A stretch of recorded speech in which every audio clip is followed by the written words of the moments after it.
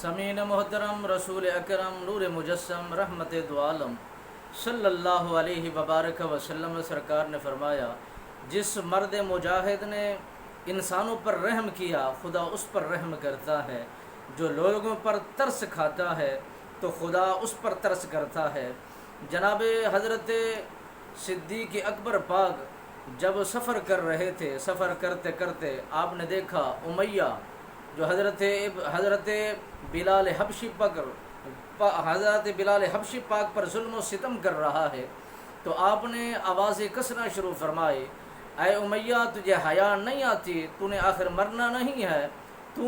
حضرت بلال حبشی پر ظلم و ستم کی داستان کو رقم کر رہا ہے، اپنے زور آزمائی کر رہا ہے، اپنے غلام پر تو زیادتی کر رہا ہے اور اپنے تو نوکر پر زیادتی کر رہا ہے، تجھے حیا نہیں آتی؟ حضرت سیدنا صدیق اکبر پاک نے جب یہ باتیں بنائی اور اسے سنائی تو وہ امیہ کہنے لگا کہ اگر آپ کو اتنا ہمدردی ہے تو انہیں خرید کر آزاد کیوں نہیں کر دیتے، انہیں عام کیوں نہیں کر دیتے، انہیں خرید کر اپنی کچہری میں کیوں نہیں لے جاتے؟ ہر روز کا یہی معاملہ رہے گا اگر آپ اسے خریدیں گے نہیں، ہر روز کی کہانی یہی رہے گی،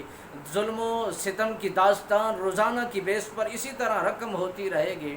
اگر آپ انہیں خریدیں گے نہیں۔ تو سیدنا حضرت صدیق اکبر پاک نے جب یہ بات سنی، آپ نے حضرت ابن عباس رسول اللہ صلی اللہ علیہ وبارک وسلم سرکار کے چچا حضور اس وقت ایمان کی حالت میں نہیں تھے، آپ ان کے پاس جاتے ہیں، اپنا وکیل بن کے یہ بات ساری سناتے ہیں۔ امیہ نے اپنا مطالبہ رکھا کہ میں بلال حبشی کو اس عوض کے اندر دینے کے لیے تیار ہوں کہ جو صدیق اکبر پاک کے پاس غلام ہے، حسین بھی ہے، خوبصورت بھی ہے، لکھنا پڑھنا بھی جانتا ہے، حساب و کتاب بھی جانتا ہے، اگر صدیق اکبر پاک وہ غلام مجھے دے دیں اور میرا غلام اس کے بدلے میں لے لیں تو یہ میں کرنے کے لیے تیار ہوں۔ میرے نبی رحمت فخر موجودات صلی اللہ علیہ وبارک وسلم سرکار